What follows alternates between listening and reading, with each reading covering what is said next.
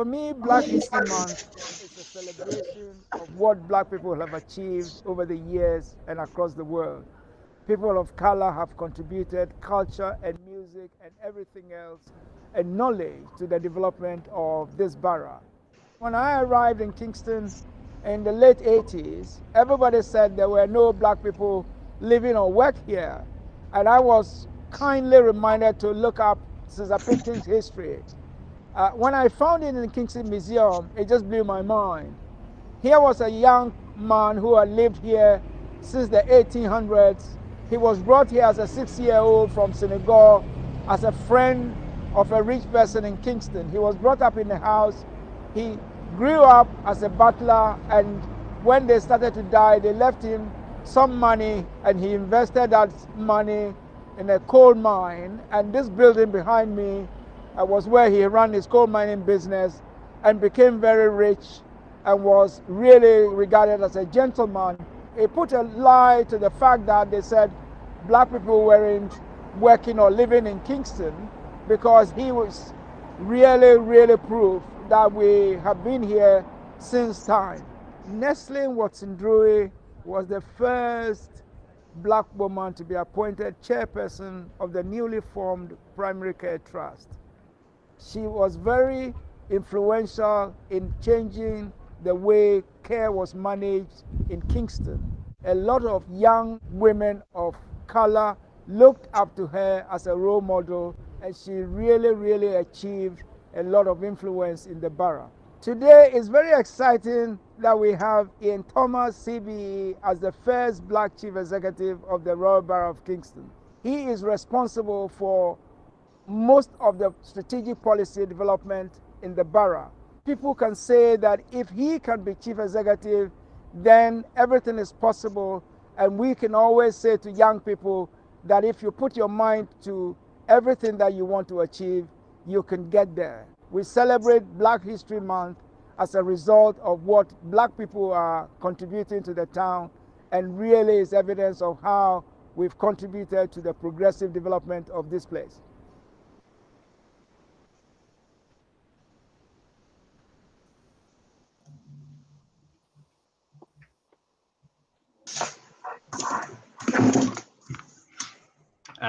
Good evening, everybody.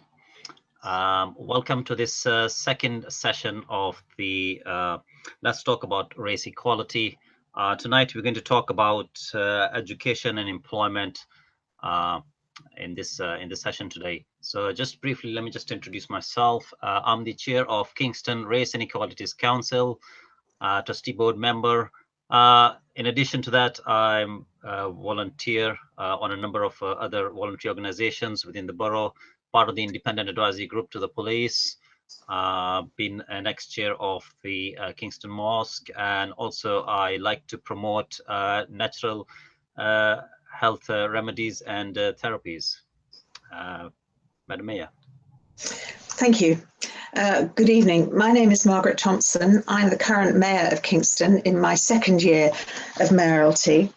And I have a particular interest in this subject because my background is in caring for sick and vulnerable children and families. And that really pointed up the inequalities in society, especially in the poorer areas of London and Manchester. And I was also present during the Manchester riots, which was a really pivotal moment for me. I'm currently a hospital governor, a school governor of 2 schools. I chair the corporate parenting panel for Kingston Council, and I'm a member of the fostering panel, as well as a number of other activities. And I am very pleased to be invited to co-chair tonight's meeting with Javed. So thank you for inviting me. Thank you. Thank you, Madam. Just very briefly through tonight's session, and why is it that we are doing this jointly with the Royal Borough of Kingston, and what is it that we're going to be discussing this evening. So KREC, Kingston Race and Equalities Council, and Kingston Council have a long history of working and collaborating together. The most successful of all our collaborations and partnership working is Kingston Carnival, which happens annually, but because of COVID-19, it didn't happen this year. But it's a carnival which celebrates diversity, the cultural and the inclusivity which we share and promote what is good about the Royal Borough. RBK also supports KREC in so many ways, but strategically, KREC is the only race and equalities council in South London and is one of the very few in the UK. In the past, every local authority has had an REC, but funding cuts from governments have meant that a lot of them have closed. So we're in a fortunate position to be still running, thanks to the support from the Kingston Council. So as I mentioned earlier, today is the second in a series of the Race Equality Black Lives Matters events that we are organizing between now and December. We have identified a number of areas that we want to discuss with residents. Tonight, with the help from our partners, we are going to discuss the topic of education and employment. We will look at other areas when we come to other events in November and December. More about that later. Why are these issues relevant to everyone in Kingston? Well, we feel that these issues are relevant and important because we do not know, for example, whether there is racism in organizations which exist within Kingston, how many BAME staff work for a number of the various organizations, public sector, and so on. Madam Mayor.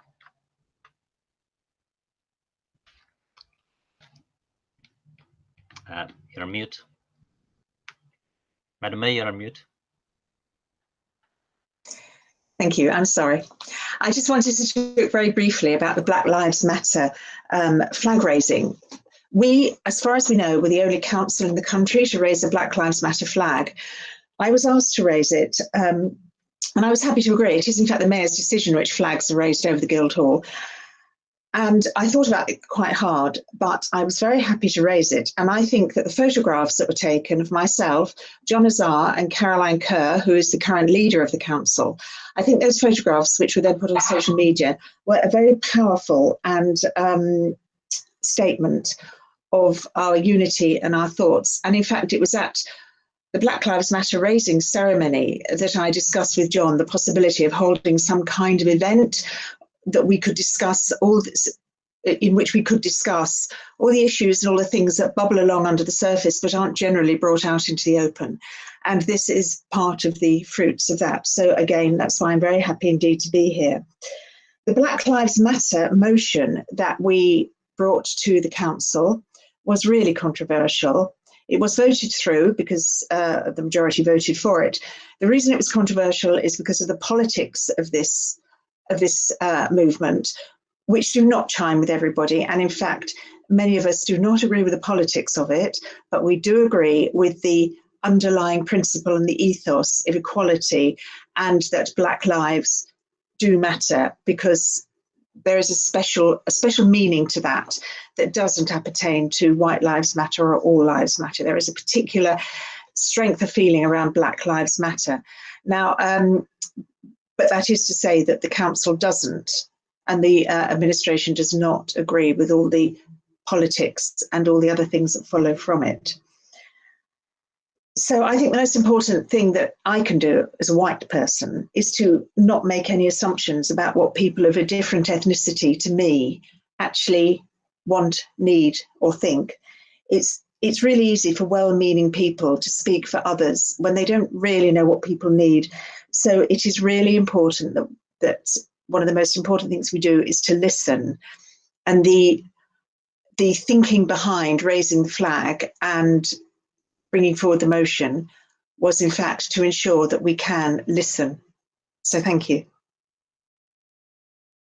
I just want to say that actually listening to people rather than talking at them gives a much more nuanced and mature and considered perspective, which is something I think is of crucial importance at the moment. Thank you. Javed. Thank you, Madam Mayor. So Madam Mayor and myself are going to co-chair this event, and I'm now going to ask each panelist to briefly introduce themselves. From my screen, if I just go across and down, so the first one is Jonathan Azar. can you just briefly introduce yourself? Hello, thanks for having me. So yeah, I'm Jonathan Azar. I'm a director at a company called Outpost Search, which is a boutique recruitment agency. I've been working in recruitment and the employment industry for about 10 years now. So.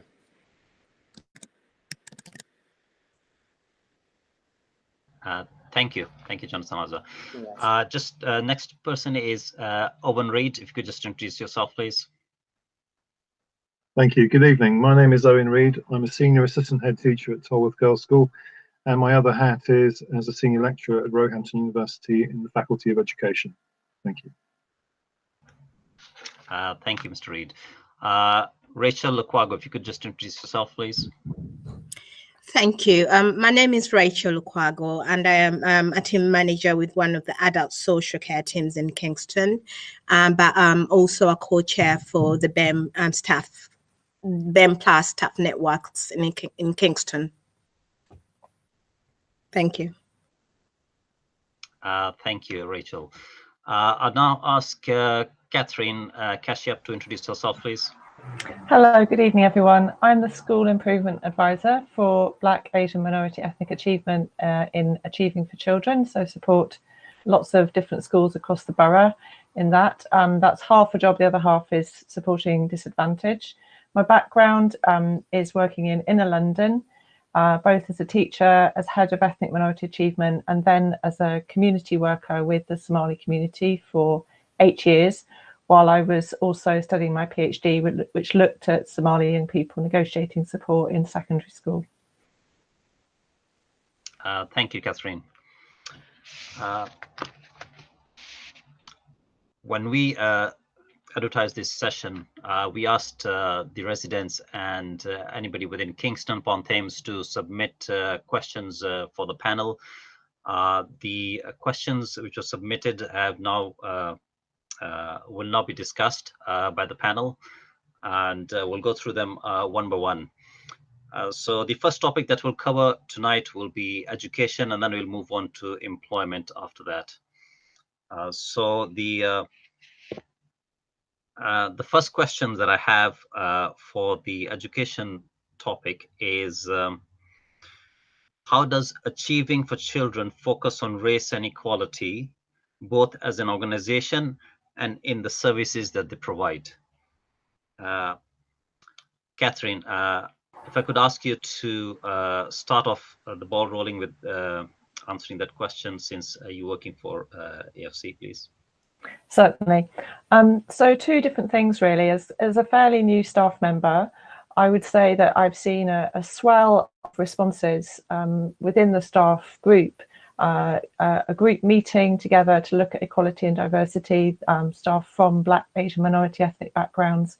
And from that has come some real sort of pledges about what we do as an organisation internally, starting to really listen to people's stories about their experiences in work, and starting to look at what we can do together as an internal team.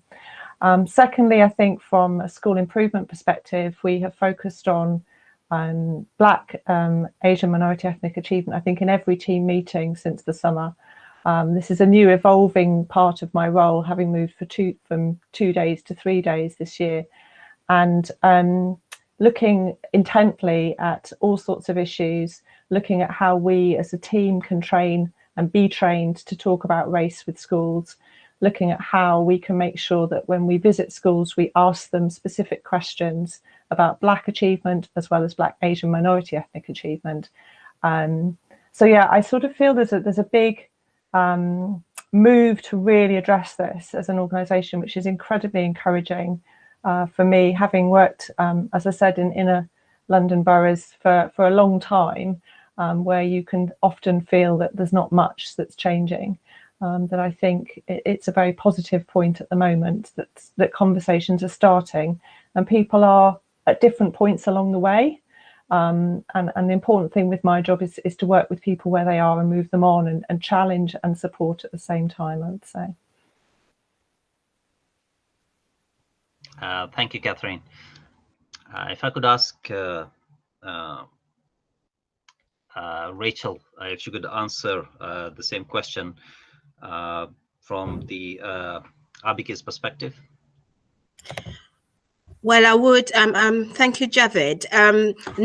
I would respond in an adult social care perspective, because we adult social care, and in addition to what really Catherine has said, there's a real commitment within Kingston as a local authority to really look at the real issues where and the blocks of where there's been issues around. It could be progression, it could be taking on people from them backgrounds.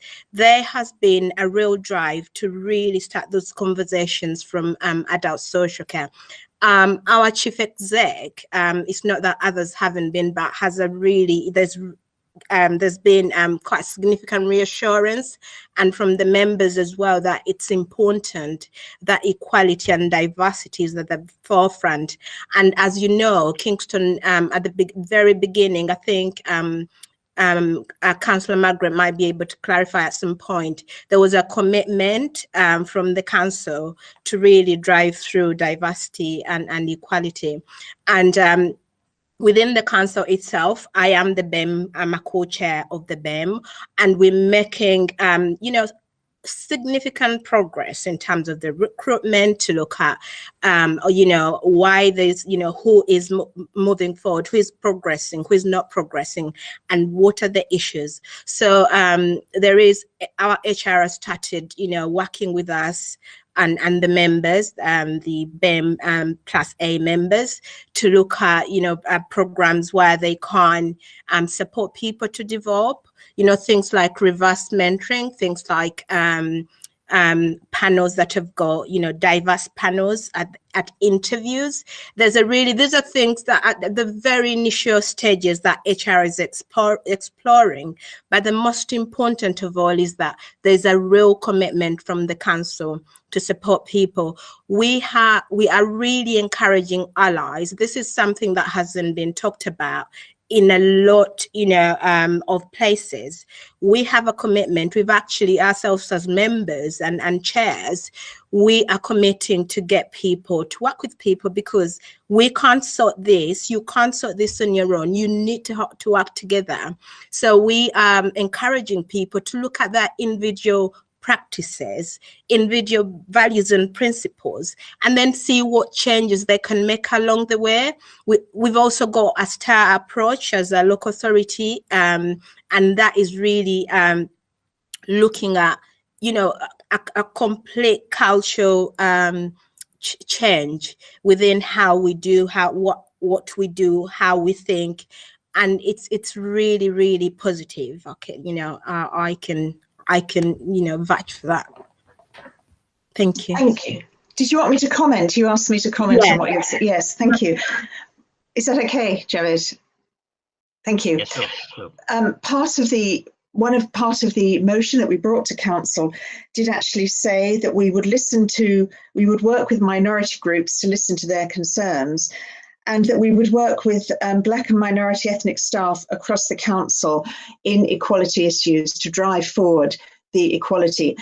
And the most important thing I think of that is listening to what people want, how they think this will best work. It's not a case of we, the councillors, saying this is what we think you need, but rather a case of you saying to us, this is what we need, and people listening. We have on the councillors, as Councillor Tylan will attest, we have a very diverse administration group, which also is very helpful and often pulls up some of us who are perhaps less careful than we might be over assumptions sometimes. And that is very healthy and very good. And that is what we are working towards, to try and bring things out into the open, stop making assumptions, and to be open and direct about our wishes and thoughts and feelings and needs and understandings and misunderstandings. So thank you. Thank you. Thank you, Madam Mayor. If I could just ask Owen Reed to come in on this question as well, because Catherine mentioned the school improvement plan, and if you could just talk about how you're using the school improvement plan to focus on the underachieving BME communities. How are you addressing that issue? Okay, thank you very much. I was going to say this is my third decade working as a member of staff in Kingston upon Thames as a teacher, and I'm approaching my second decade as a member of senior leadership team. And over that time, I've seen some huge changes in the makeup and diversity of our school communities. I think schools are very, very adept at looking at data and tracking student underachievement. And I think that every school is different. Every school has a completely different story. I mean, we look at groups, look at trends, look for patterns of underachievement, whether it's Portuguese students or students from a Bangladeshi community versus Pakistani community, or students who are from West African background versus Caribbean background. And in our school, I would probably say the biggest group of students who are underachieving at the moment is probably the white British. And you know, I think we do incredibly well as a diverse education provider, but that story is very different as you go across the borough. And I think, especially coming from a girls' school, I think girls, there's a different story with girls' education to boys' education. And I think nationally, if you look at black boys and their attitude to education, and actually the attitude of education to black boys, I think potentially is another issue. So I think we do particularly well. But one thing I would say is I think we were taken a little bit by surprise that the BLM agenda was at the reaction from students about the BLM agenda. And I think it's not necessarily about underachievement. I think it's also about representation, and I think it's about students' feelings about how they are reflected and how they belong within the school curriculum, within the school community, and how they feel that they're listened to. And I think it's not necessarily just looking at students as pieces of data and managing interventions for their support. It's actually making sure that students really feel that they're part of a community and they're equally valued, rather than just you know, a number in a box or on a spreadsheet.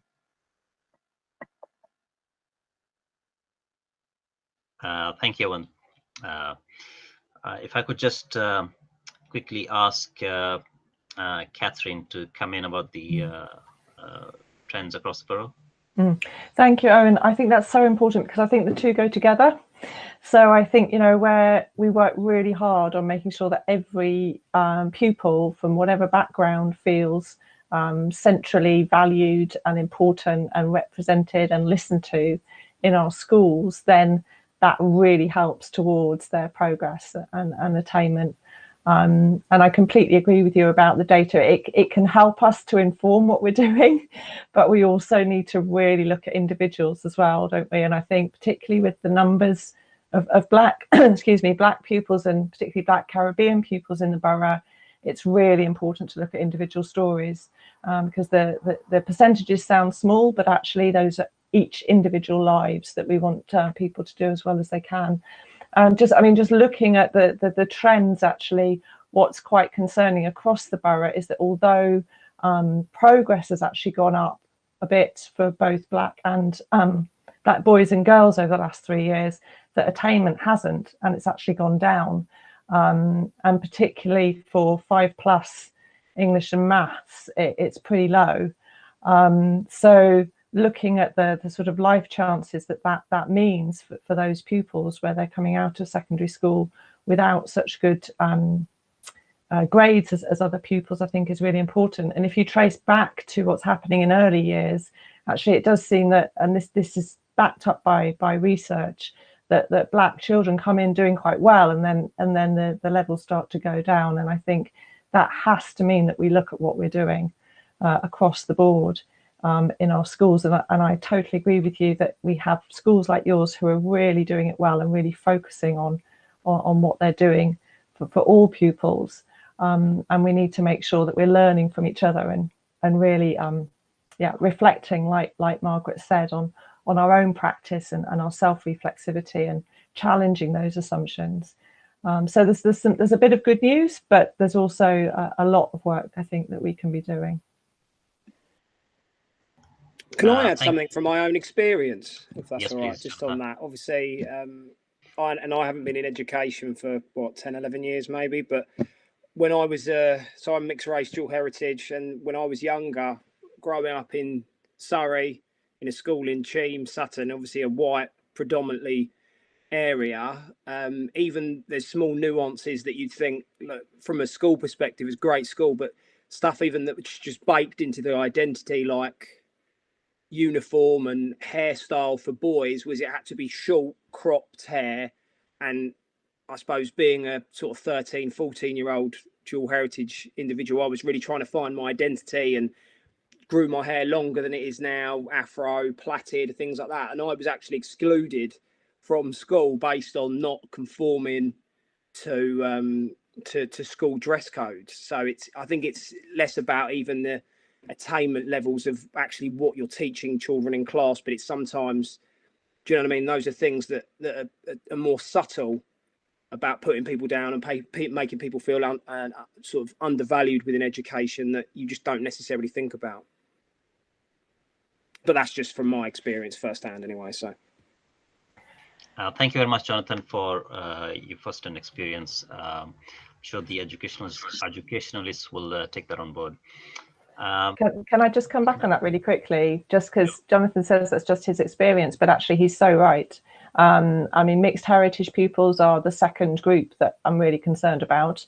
And I think those micro exclusions is really what we were talking about in our team meeting the other day, that the way that we as teachers interact with pupils on those tiny little things and how we reflect on what we are doing in our day-to-day interactions with pupils and how we might position some pupils as problematic when they're not actually problematic is key to actually, as Jonathan said, those pupils' feeling of belonging and being recognised as pupils, etc. So very important to reflect on those personal. Thank you very much, Catherine. If I could ask Madam Mayor to continue. Next question. I think Rachel wanted to quickly add something. Thank you. It's just really just like Jonathan, an observation from an observation point of view. I'm a mom, and it's not within the borough, but it's in Surrey, and my kids go to different schools in Surrey. And what I can say is that for the years that we've had our children in those schools, there's never been drive to get people that of the same background to try and work with the different kids in those schools. That I find really that lack of acknowledgement that kids that are from a different background to others may need other people people like them to support them. I just think it's something that the schools need to look at, because if you have a school that's got children from other BEM backgrounds, and there's not even a one teacher from the BEM, not even a pastoral teacher, I think for me that's the thing, there's an issue there, that other people that you can to understand because their life is straightforward, and there are people that come from really difficult backgrounds not because of socio-economic, but it's because of who they are. And I really think that's something that schools need to take on board, that if you're providing a community, you need to reflect the community that you're supporting somehow. Thank you.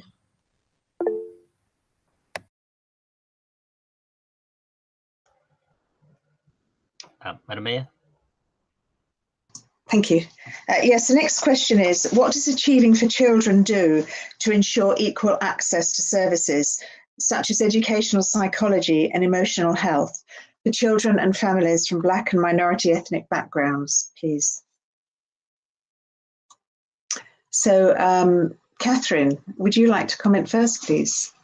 Okay, I'll just pick up on what Rachel said, because that is a huge national issue, Rachel, and something that is on the list of things to look at in terms of recruitment of teachers from Black, Asian, minority ethnic backgrounds, and also recruitment into management positions. It's something definitely that is a key issue when we look at Black achievement across the country, and something that we need to really wrestle with as well in our boroughs. It's really important.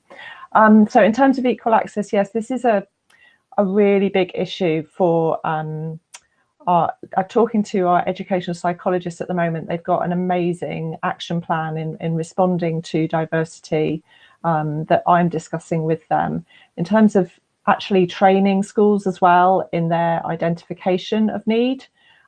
We know that there's a lot of disproportionality, again, a national issue in terms of disproportionality of Black children and young people being designated in certain ways with special educational needs or underrepresented and not listened to in terms of their needs.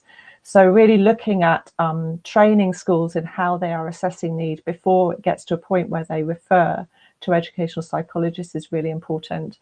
And what we're looking at is starting to look at statistics and starting to look at being able to challenge schools about where we feel that they are maybe referring too much or not referring enough. Looking at which parents ask for EHC plans because maybe they feel that the needs of their children have not been catered for appropriately.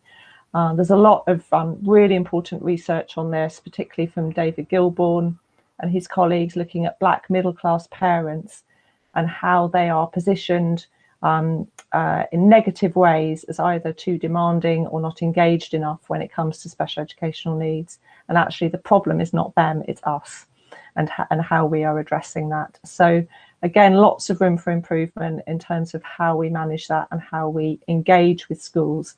Those services are bought-in services, so we are not there and able to request schools to buy in, but we can definitely do a lot in terms of discussing with schools their practice and looking at ways of monitoring that and training people.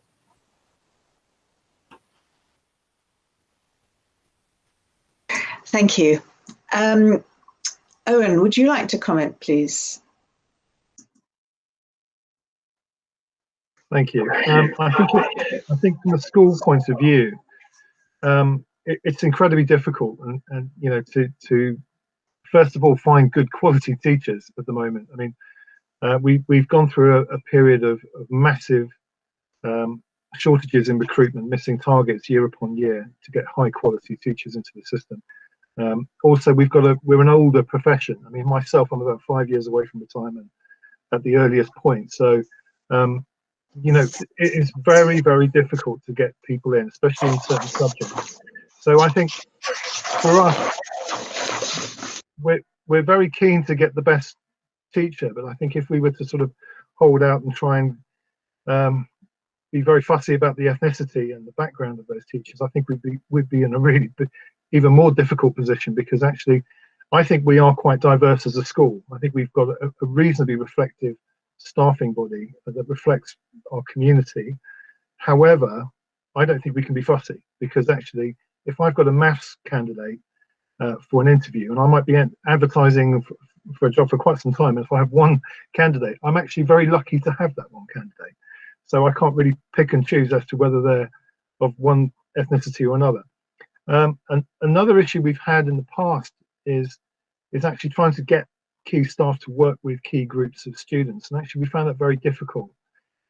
We did make an assumption at one point that we would get a member of the Asian community to work with some of our Asian students, and that didn't work very well at all, because actually a lot of our Asian students don't really want to talk to anybody from their community because they're incredibly private and they don't want to share their difficulties and problems. So with a small Black community of students, we have got a number of Black teachers, but we have other issues as well, like, for example, students who are LGBT or students who are from the Eastern European community. And I think the key task is really to train all teachers in being sensitive to diversity issues. And I know at Roehampton University at the moment, we're working incredibly hard to actually get teachers to understand race and the cultural issues and the differences in students, and actually appreciate those differences. And just going back to your point about students being possibly overrepresented in referrals for EP involvement, I think it's important for staff, especially staff from probably a white middle-class background, probably white middle-class female teachers, to understand that actually if a student from an Afro-Caribbean background is behaving in a certain way, that there are slight differences and reasons why they may be behaving in that way, and understanding the cultural differences between different groups of students and why they behave, rather than sort of accelerating that behavior and saying, well, that's clearly an extreme form of behavior, because we do, you know, different groups of students behave differently because of their cultural backgrounds as well. So it's understanding and appreciating that. Thank you.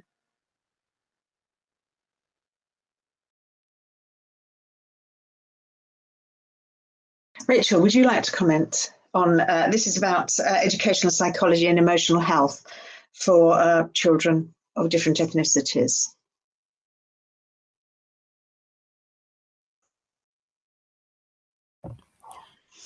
And not really from I haven't got much knowledge around that from you know, from an adult social care perspective. But what I can say is that there is a lack, because we do work with transitions, you know, people coming across from adult social care, and we do quite often really get young people that have come with quite a lot of issues that haven't been addressed. And that is a big issue for us. And we try and work jointly, from the age of 17 with people to see how we can support people to transition quite positively. But it's the lack of, as Catherine pointed out, it's really the difficulty of dealing with the early years that then we really struggle with working with those particular adults when they cross over. Thank you. Thank you, Rachel. Could I at this point just make a bit of a plea for the school nurses, because the school nursing service does work a great deal with people who are feeling emotionally unsteady and so on, and they don't have the same relationship with students and young people as teachers do, because school nurses don't really care about things like educational achievement and academic ability and so on. They're not really aware of that. And so they have a slightly different relationship to teachers. And so the school health drop-in clinics and so on can also supply, sometimes they can signpost students of different ethnicities or different cultural backgrounds to the right services, or can help them to find the right services. Thank you. Jonathan, would you like to comment here?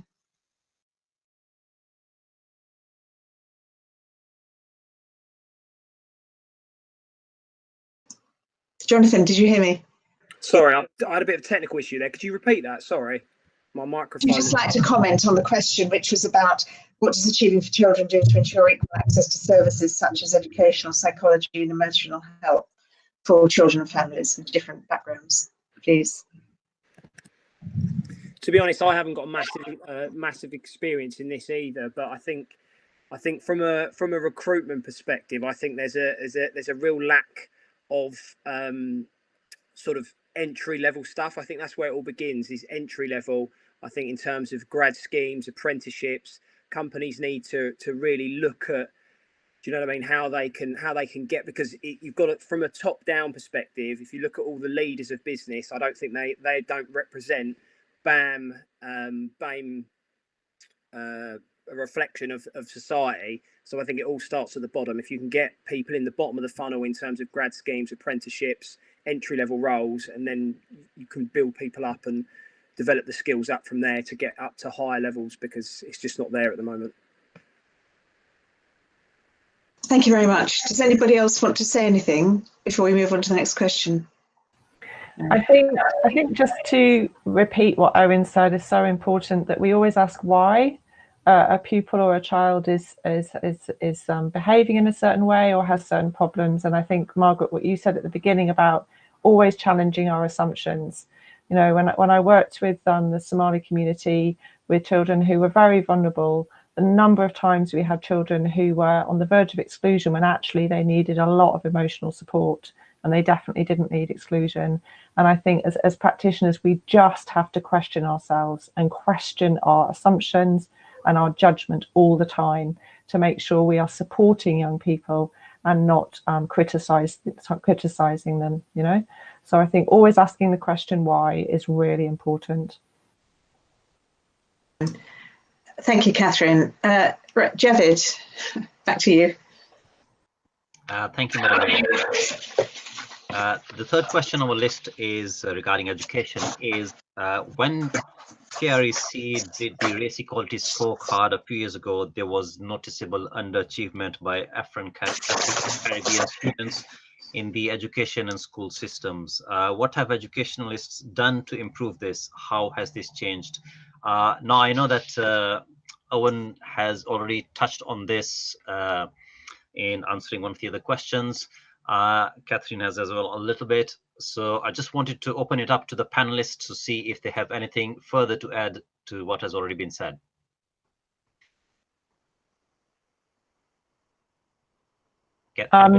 Yeah, I think just we must not be at all complacent. That would be my message. There is so much work to be done for our Black Caribbean pupils and Black African pupils. As I said before, you know, the data is not good. And we must not come at this with, oh, it's only a few percentage, so it's only a few children per year. It was 78, I think, last year. 78 is a lot of pupils.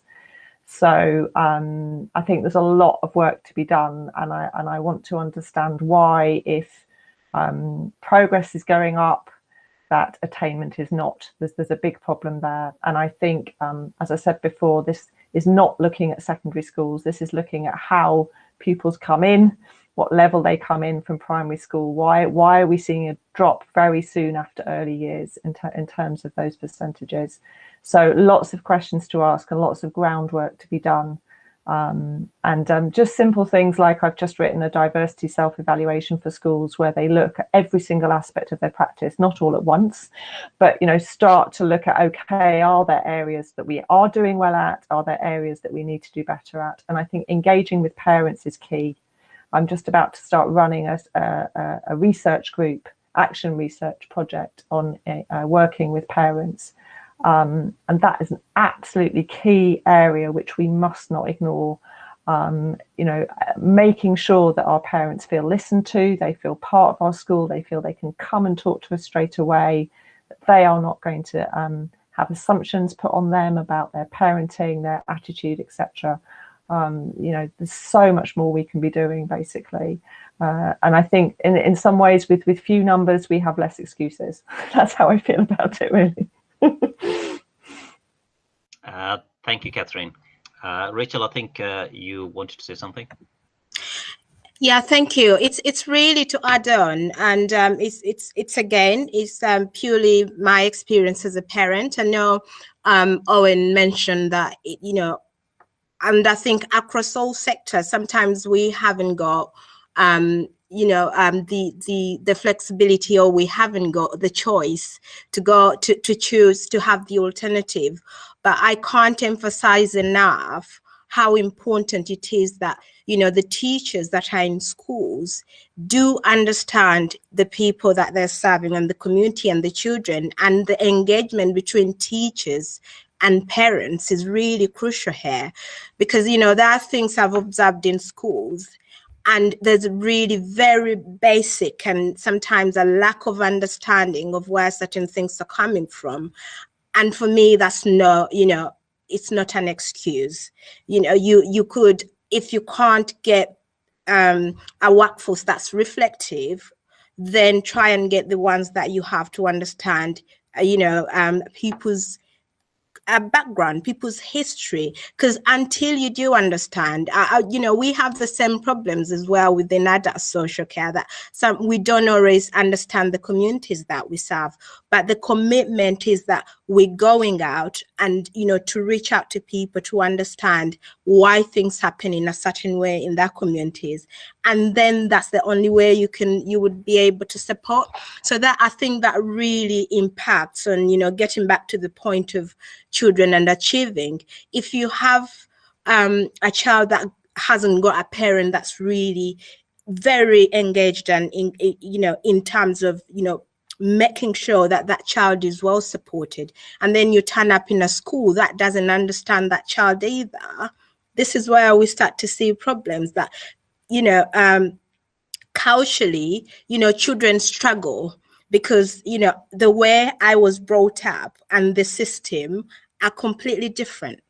And the child is always going to struggle with the, you know, the culture at home and the culture at school. And you need somebody that understands both to then come in and offer them that support so they can thrive.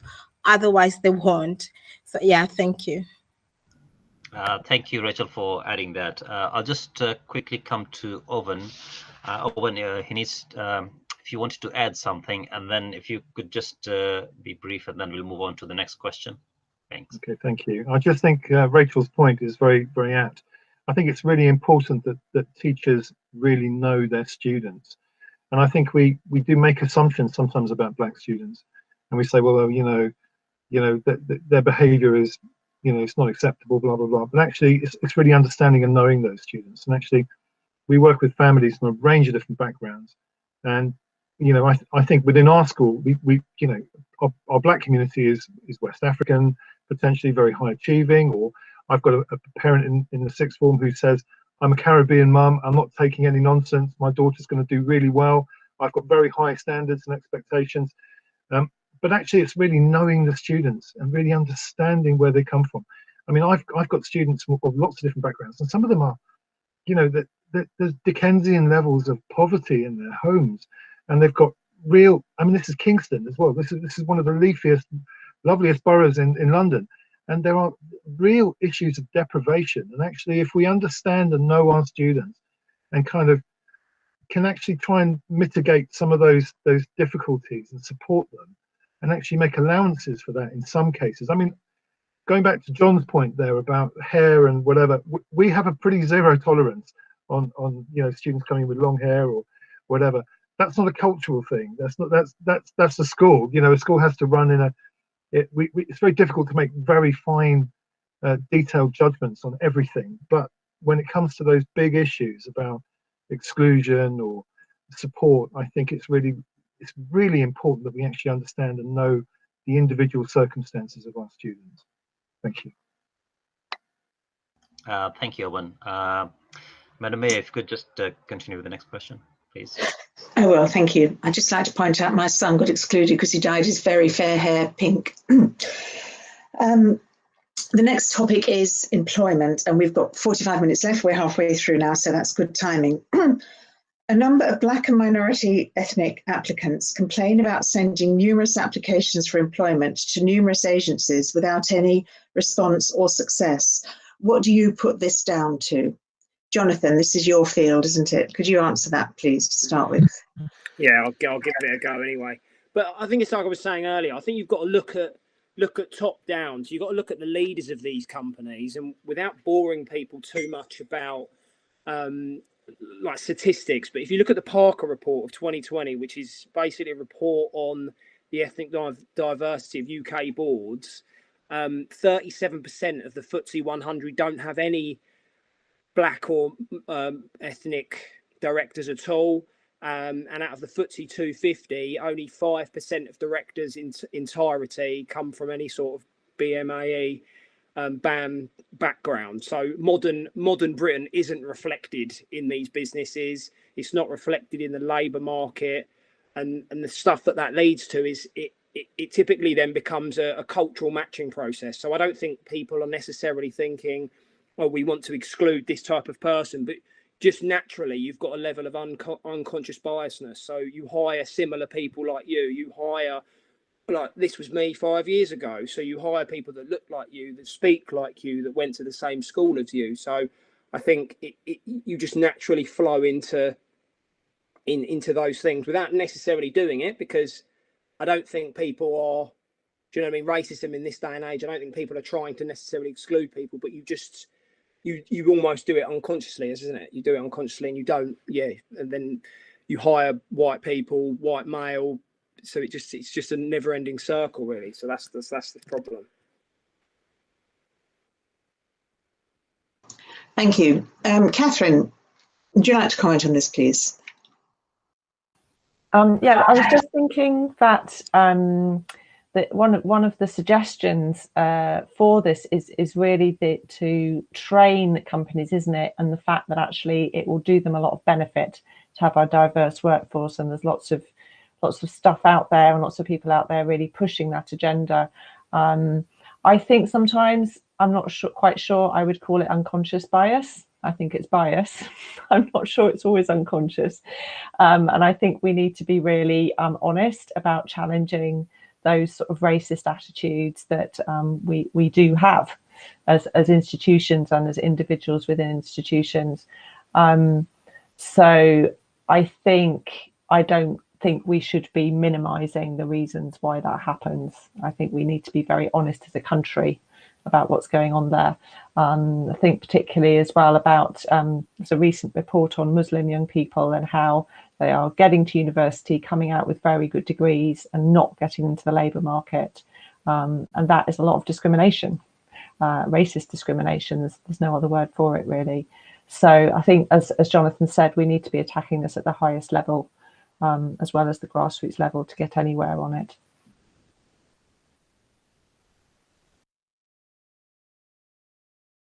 Thank you. Owen, would you like to comment, please, as head of sixth form at Tolworth? Thank you. Thank you. I would also like to say that I think we need to have very high aspirations for our students, all of our students. I think I'd see lots of students, you know, pushed into generic degrees like business studies or something that isn't specific enough. And I think we've got very intelligent students that potentially take lower ranking universities or unconditional offers from universities, which I think are criminal. And I think we need to make sure that students are really pushed so that, you know, especially black boys and black girls, are actually going forward and actually achieving as high as they can. This year, I've got a student from a black minority background secure a place at Durham University, which I think is fantastic and is brilliant. And that's exactly the sort of thing we need to be doing. We need to be pushing our students to really reach their full potential. And you know, it's us as educators need to push those students as well to make sure that they, you know, they actually do have those tools to attain those really good jobs and secure those positions in boardrooms of the future. Thank you. Thank you, Owen. Rachel. Thank you. I think, as Owen, you know, alluded to, it really, and Jonathan did mention that as well, it should start from, you know, from when the younger people or young people coming through education, that when people are supported the right way and they've got the confidence, because what I see, you know, on applications sometimes is where people haven't really, you know, been able to meet the standards and demonstrate. And this is across, it's not just people from them background. And for me, you know, that is something, because my area is a professional area. So there are standards and expectations. And if people come across with, you know, that level of standard, then it's the education system that has really not done, you know, what it should have done for them. And if we bring that up to a level, then people should be able to compare with everybody else that is applying for jobs. But there's a big thing really about, and you know, as Catherine has said as well, around bias.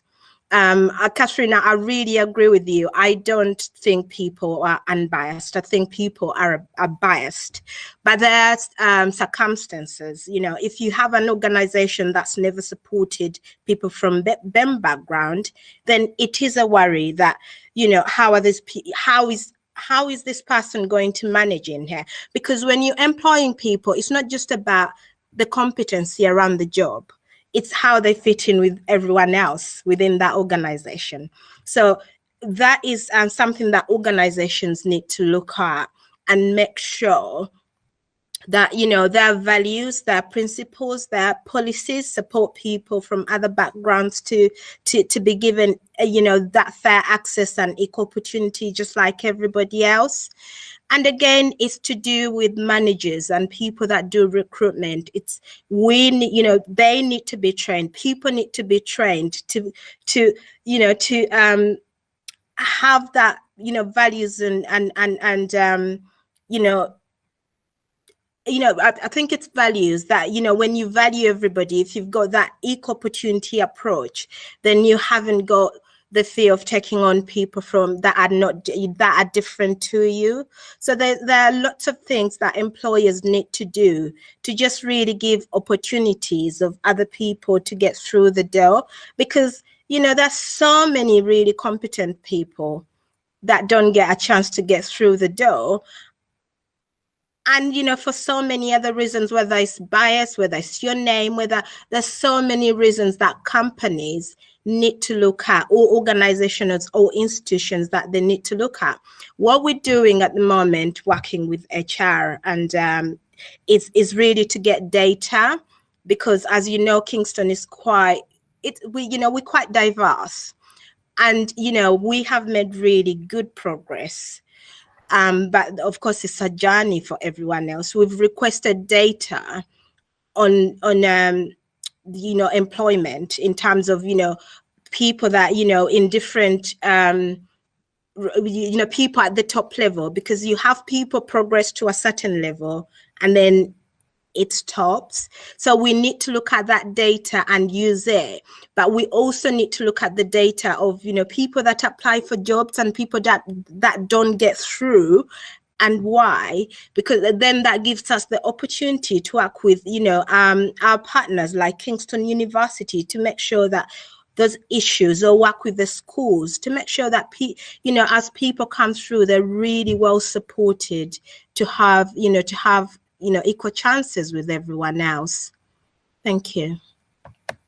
Thank you, Rachel. And Catherine, would you like to wind up, please, on this one? Thank you. Me, okay. Yeah, I was just going to pick up on what Owen said, which we haven't said enough before, and that is on high expectations. And I think that is the key thing when we're looking at Black, Asian, minority ethnic achievement, attainment, whatever you like to call it. And alongside that, I think it goes coaching, mentoring, because that confidence to actually break through and actually go to places like Durham or go to places like Oxford and Cambridge is so key, because we can get students there as schools, and then they can really struggle when they find that they're actually in a very different scenario to what they're used to. I had 2 students who went to very good universities and dropped out after the first year because they just found it too hard to cope. So I think that coaching, that mentoring, that support all the way through to allow people to break through those barriers, and then they pave the way. And you know, there's been some quite painful documentaries recently about young people, Black young people in Cambridge, and the things they face. And it's amazing to see them really as trailblazers. But I think in terms of putting that wraparound support around people to make it, I think is really important. Can I just add briefly, my husband is an academic, senior physician at Imperial College in London, and they are really much more aware, even over the last year or two, of the amount of help and support that students of different ethnicities might need. And even today, we're discussing how to appropriately cater for students who may end up having to stay in this country over Christmas, which is, you know, appropriately, not just find them a room, but appropriately. And I think things are beginning to move on in our higher education institutions. But you're absolutely right. Thank you. Jonathan, you wish to comment here? Yeah, I was just going to say on Catherine's point about individuals that go to Cambridge, and obviously we've spoken about Durham, and I think it's an exposure thing as well. I think if you go to a Cambridge or an Oxford and your dad was a lawyer or was a CEO or a doctor, I think that's, you set your expectation as that, don't you? Your aspiration level is set early on. Whereas if, not that it's a menial job, but if you go to Oxford, Cambridge, good university, but do you know what I mean? Your parents are nurses and teachers, and not that saying they're menial jobs, but it's, you set your benchmark a lot lower, isn't it? So that's why I think you get to this benchmark of middle management, and you think, oh well, I've done okay in my lot, and then it just doesn't go any higher. Javed, did you wish to ask the next question? Thank you, Madam Mayor. Okay, right. So the next question on the list is, what advice would you give as somebody in the field of employment recruitment or as an employer? So if I could just ask Jonathan, since he's directly involved in recruiting people, to answer this initially. Thank you, Jonathan. Yeah, that's fine. I think companies need to want to change. I think you've got to imbue it into your culture. I think at the moment it feels a bit fashionable to try and change and try and be diverse, and companies are trying to get quick wins. You know, you've had companies that change their logo and black it out, and do you know what I mean? Run all these campaigns, but it's not sincere. And I think companies quickly get found out if they're trying to exploit the Black Lives Matters movement rather than really trying to imbue it from the top down. But I think it's great timing to be involved in that. I think you've got to take advantage of it in a sense that you've got to be having awkward conversations, because the topic of racism is difficult to have, isn't it? It's awkward. People don't want to feel like, oh, am I saying the right thing? Am I saying the wrong thing? But I think now's a great time to try and really capitalize on it and have those awkward conversations and drive real change. Thank you, Jonathan. Would anybody else care to comment on that question? Owen, thank you. I'd just like to say it would be great to have the choice of lots of candidates, and I could just pick and choose the best one. But sometimes we have very limited numbers of applicants because of obviously the education situation at the moment.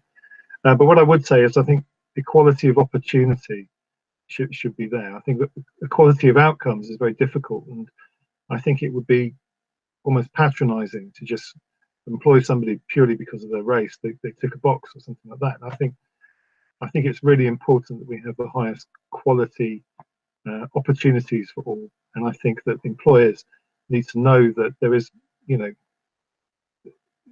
there is prejudice out there, and actually they need to probably be mindful of that. But I just think they still need to make sure that they choose people for the right reasons, and rather than patronizing members of the Black community and give them jobs purely because of their ethnicity.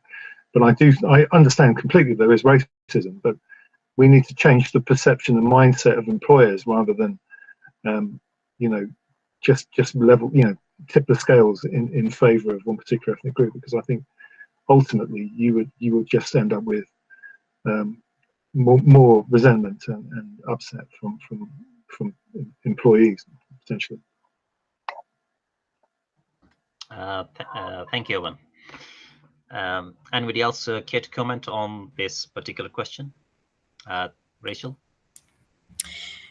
Yeah, what I can really say is that, you know, people employing all those in the line, whether you own, you know, it's your company or it's an institution, it's the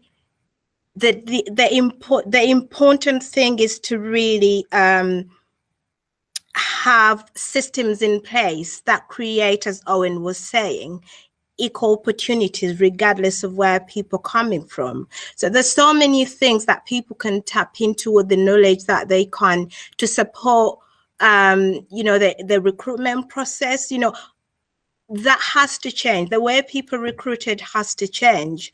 And I completely 100% agree. I would actually be offended if anybody took me on to because I'm the right face. That wouldn't be the right thing. So we need people that have got, you know, capability, and we need people that have potential. But it's to look at how does your system disadvantage people, and, you know, ask yourself, why are you getting just people's specific backgrounds through the door and no others? I think that's where people that employ should start. If you ask yourself that, then you would work out and establish what you need to do. Because, you know, as Catherine mentioned earlier, you know, diverse brings a whole lot of opportunities. Companies work better because, you know, people bring different things to the table. And when companies really embrace that and embed systems that support everyone to walk through the door, then that would make a huge, huge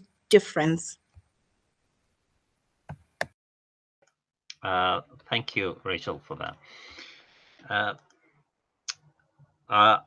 If there's no more comments on that particular question, then I would just like to move on to the next question. Okay. Madam Mayor, do you want to take on question number 3?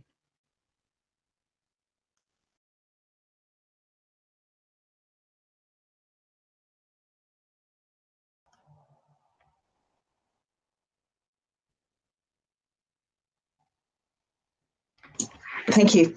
Sorry, I couldn't unmute for a minute. This question is one that really has almost been answered by most people on the panel, but I will ask it. And if anybody would like to add anything to anything they've already said, then please feel free. And the question is, do you think there is a level playing field when it comes to employing Black and minority ethnic communities? If not, what do you suggest needs to be done to address it? Thank you.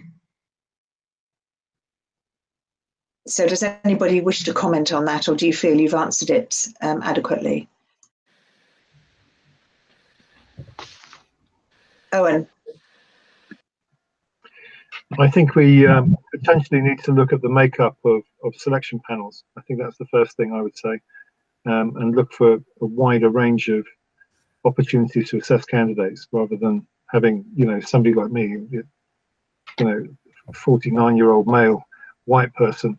You know, if I have three people like myself on a panel, that's not representative. So I think it needs to be representative of a range of different people, different backgrounds on the selection panels for employment. I think that's the first thing. And I think going back to Rachel's point, I think if we're advertising for positions, are we advertising in one particular narrow spectrum of the press, which is going to be read by white middle-class women, or are we going to be advertising in a range of different forums where you're going to get a wider range of people? So that's what I think. Can I add something as well? Just obviously on Owen and Rachel obviously mentioned about it's not being the right thing to maybe appoint someone because of their ethnic background, but I'm not saying that I'm a fan of tokenism, but I think it at least allows you a seat at the table. It at least allows you to change from within. I think quotas and things like that, I think they get a bad rep in sort of the market at the moment, because it just allows you to, do you know what I mean? Because otherwise, it's fundamentally that's not the perfect change, but it's some change rather than just employing the same people again and again and again and just going on this endless wheel.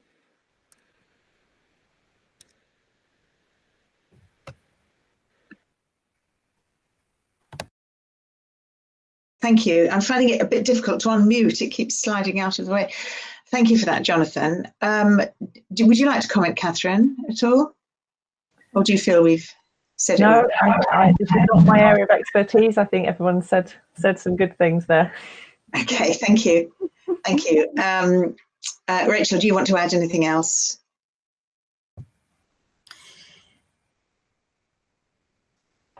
Sorry, okay, yeah, sorry. Trying to unmute that. I can't say any more than what, you know, really Owen has said. It's really looking at the processes within the companies, and it's really, you know, let's look at communities that are really 90%, 80% people from BAME. And when you look at the people in the offices, it's a completely different picture to that. And I think it's looking at the recruitment processes for those organizations. You know, are they going, as Owen was saying, are they going in the right places? Are you getting the right training for staff, for your staff that do the recruitment? You know, what are you doing about, you know, that complete culture change in terms of people changing their views? Because, you know, the reality is that people have got views about people that are different from them. And if you've got certain views, you know, it's going to impact on who you then want to interact or to work with. So it's really making sure that you're giving your staff the right support, or your company the right, you're equipping them to be able to work with people from a different background to them. Thank you. Thank you, Rachel. Thank you. I think we've agreed that we will. The next question, number 4, are employers doing enough to tackle implicit bias and other systemic barriers to equality in the workplace? I'd just like to say, as a person who sent this in, thank you for that question, but I think it has been covered in the answers to the previous 3, so we will not discuss that one.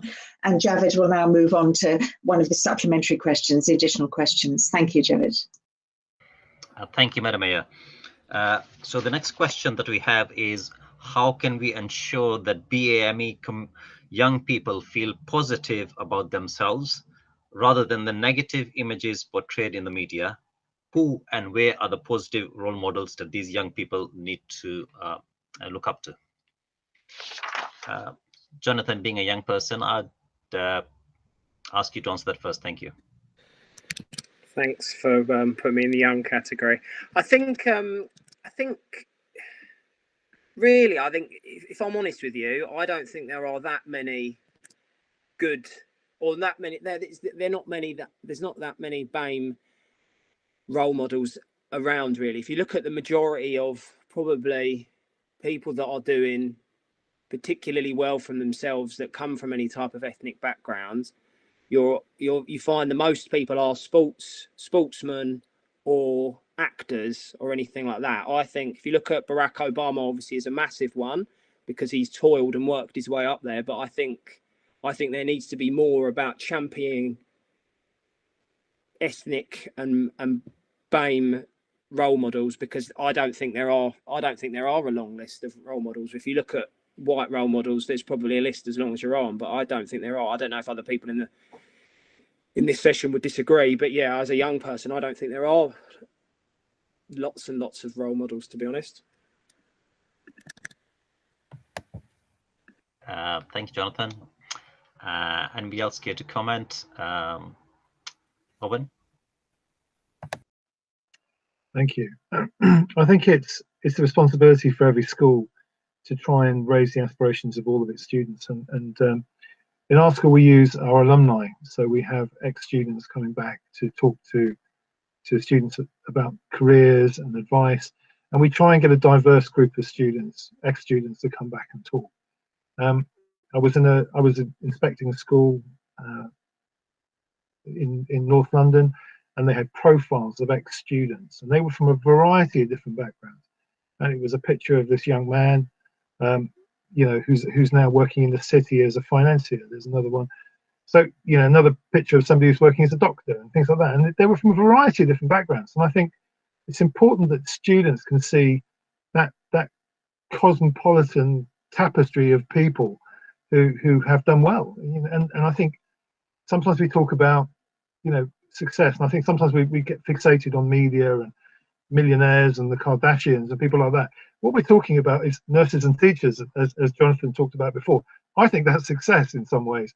I think if you've come from a very difficult background, potentially, and I've had students who've been looked after in a range of foster homes who are training to become nurses, and I think that's success, considering where they've come from. So I think it depends how we measure success. I think sometimes we get fixated with these six-figure salaries, but actually we need hairdressers, we need you know, carpenters and joiners and electricians and all these other people, and actually they're all contributing to our society, and I think that is success. Oh, thank you, Owen. Rachel, do you want to add something to that? Yeah, sure. I think this is really a topic that you know, from my own experience, it's kind of close to home, because, you know, if you're asking someone what role model there is, as Jonathan was saying, there's not many people we can look up to. But then again, that is to do with how do we define in our cultures as success, because the definition of my culture success is completely different to you know, the person next to me. So in a way, I would, you know, if I didn't succeed to be, you know, a lawyer, for instance, or a doctor, I would, in so many ways, I would have failed, because that my family had a very different expectation. But getting back to how, you know, the system itself, it again, I'm really sorry, gets back to the schools. I've had so many, and that happened to me as a young person in a school. I wanted to do a particular subject, and my teachers at the time, you know, didn't think I would succeed in that subject. So that is my personal experience. And if you haven't got really supportive parents, then, you know, you just get off the rail and think, you know, I'm not good enough. It's really the messages that we, you know, when we talk about equality, it should be everyone is able, unless somebody has got, you know, difficulties to achieve a certain outcome. But that equality, you know, it's coming, it's come on, but it's very minimal in schools. You know, that I can see that in my kids' schools as well. There are kids that are really, you know, deemed to achieve big things, but it's because of who they are.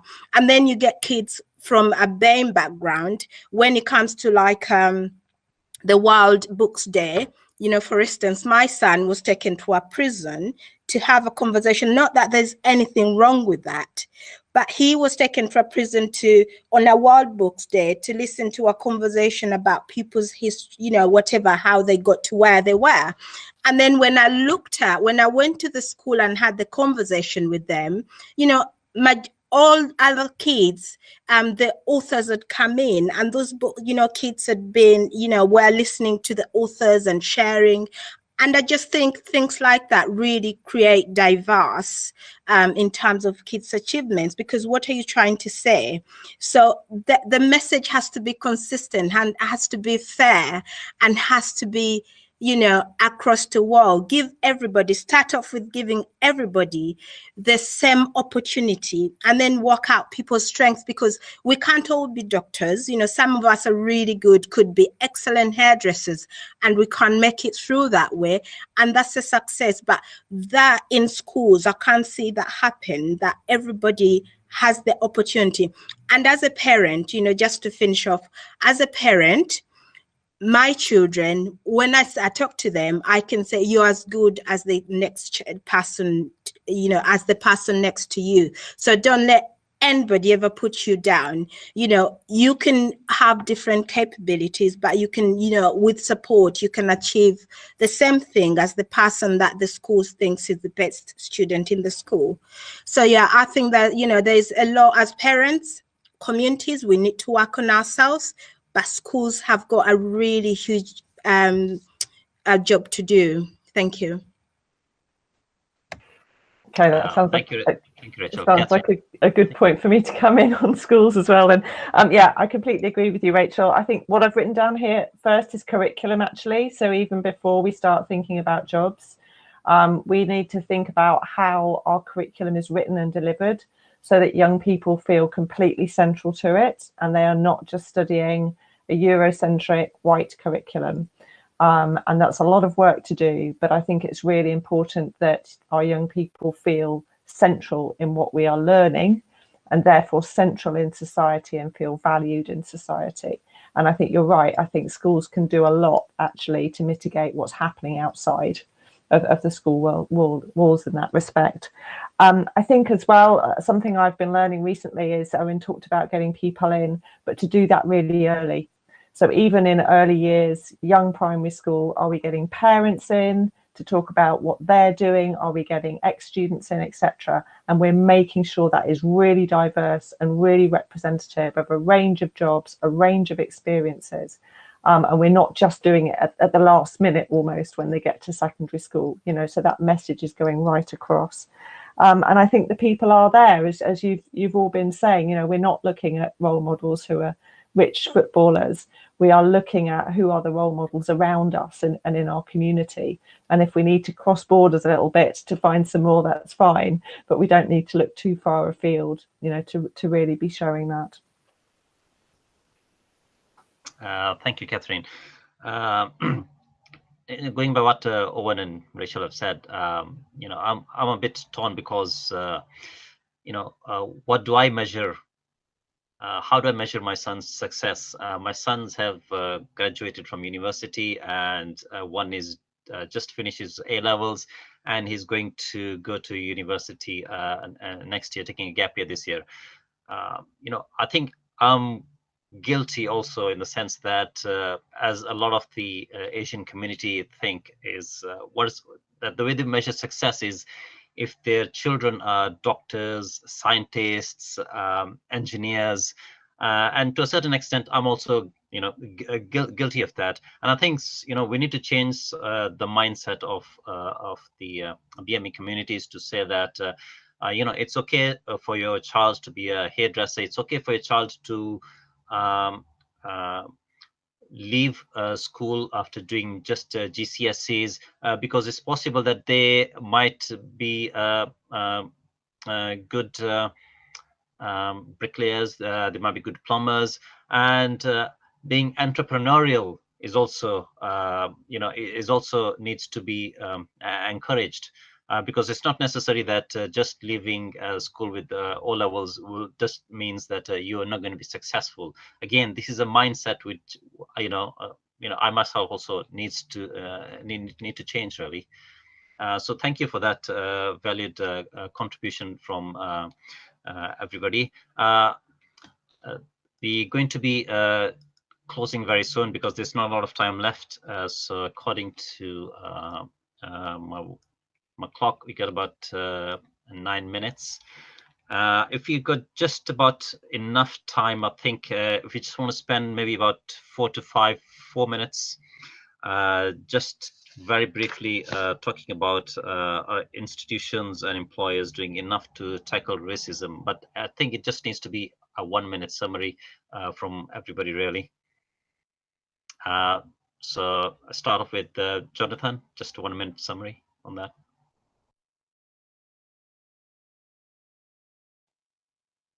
Sorry, I was just trying to get myself off mute. Sure. Yeah, no, I think it comes back to the entry level role. So it's got to be about getting a representation of grads and apprenticeships in. I think just because otherwise it's a wider society problem, isn't it? So I think entry level roles. Thank you, Owen. I think it's important that everybody really addresses their own prejudices, and I think Harvard's done a lot of work around something called IAT, the Implicit Attitudes Test, and I think everybody's got prejudice. Everybody is prejudiced, and I think we've got to understand that and battle our own prejudices and challenge ourselves. Thank you. Rachel? I couldn't agree more. I think, you know, institutions really need to ask themselves those very difficult questions, but also, you know, have that commitment to see that through, not just think and you know, put it aside. It's having actions in place, you know, like local authorities and whoever it is, if you're employing people, is to have programs that support equal opportunities within your organization. And you know, supporting, working with allies. I really can't emphasize enough that you need, then that supports others to have those difficult conversations, have that reflective approach in terms of, you know, what do they think about other people around them? You know, what do they think about people that are different to them? And then really, if people do understand, then, you know, that would make, you know, the recruitment process better. The other thing is really understanding people's struggles. As an employer, I think, I'm not saying you should understand, you know, everybody's problems, but you really need to understand people to understand behaviors from certain communities, or how people present themselves, why people present themselves in a certain way. Thank you. Thank you, Rachel. Catherine, just 1 minute summary. Thank you. Yeah, I would just like to say about racism policies in schools, and I think this is something which people need to be really robust about. I think they need to revisit it really often. They need to be training all their staff in how to approach and address racism regularly, and the policy needs to be written with Black, Asian, minority ethnic pupils and their families in the centre of it in terms of consultation. The difference between schools who are open and honest when things happen and they're open to addressing it, discussing what happened and moving forward, compared to those who try to sweep it under the carpet because it's a difficult conversation, is just massive in terms of that impact then on the pupils and their families. So yeah, really important that we just don't let that side of things go. Thank you, Catherine. I'll just do a very quick summary, then I'll pass it on to Madam Mayor. So we've had a very good discussion today, about employment, education. Talked about equality issues, both in adult social care and young people, also trying to find identity within the school by BME community pupils.